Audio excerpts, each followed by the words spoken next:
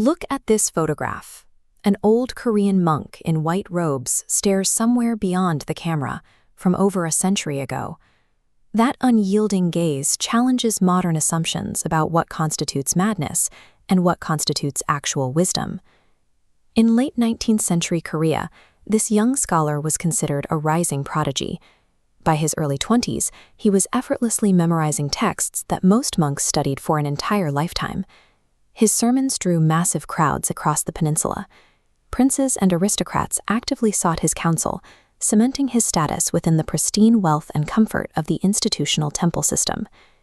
It is a distinctly human habit to build an ironclad identity around information we have read, rather than experiences we have actually lived. Constructing a worldview entirely out of memorized second-hand facts creates an illusion of mastery, and that illusion is inherently fragile. One winter, he set out to visit his old teacher. He walked the country path expecting tea, polite conversation, and an intellectual debate over scripture. Instead, he stumbled into a rural village that had recently been decimated by a severe cholera outbreak. Bodies lay frozen in the streets. Entire families lay dead inside their homes, the doors left open to the drifting snow, and surrounded by a complete, suffocating silence. He had spent 20 years giving confident sermons on the fragility of life and the nature of impermanence. Yet standing in the middle of literal death, he was completely paralyzed. In that freezing wasteland, he realized that every eloquent word he had ever spoken about suffering was hollow. When confronted by unyielding physical reality, his untested, second-hand knowledge instantly dissolved into noise. He immediately turned around, walked back to his temple, and locked himself away, refusing to return to his pristine library. For 3 months, he isolated himself in a small, claustrophobic room, starving his body and eating only enough to survive. He held a knife under his chin, so if he gnawed it off, he would be cut.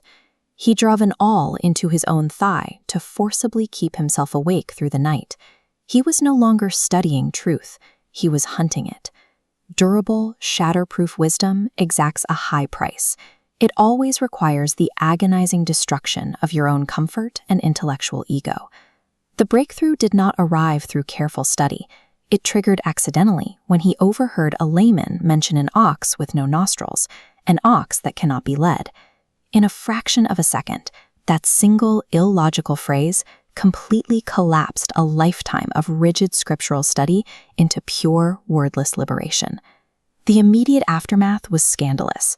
He drank alcohol openly and blatantly disregarded the strict monastic rules he had once championed. He committed extreme social transgressions, tissing a village woman in the middle of the street and choosing to sleep next to an outcast leper. He was actively tearing down the social distinctions between clean and unclean, holy and profane. Polite society immediately labeled this erratic behavior as pure madness. In reality, it is the freedom of a person who simply refuses to wear the performative costume expected of them. By the time of his death in 1912, he had abandoned his titles entirely, choosing to die in disguise as an impoverished laborer. Yet, his disciples preserved the core teachings of this notorious rule-breaker, eventually making him the foundational pillar of contemporary Korean Zen. His ultimate achievement was preventing a vital spiritual tradition from degrading into a purely decorative exercise. The truest preservation of a philosophy often requires burning down the comfortable institutions that house it. The master's severe accusation points directly at us in our modern culture. We live in the age of the second hand. We have limitless digital access to podcasts, workshops, and teachings, but almost zero practical application. We have produced a generation of people who know everything and have lived almost nothing.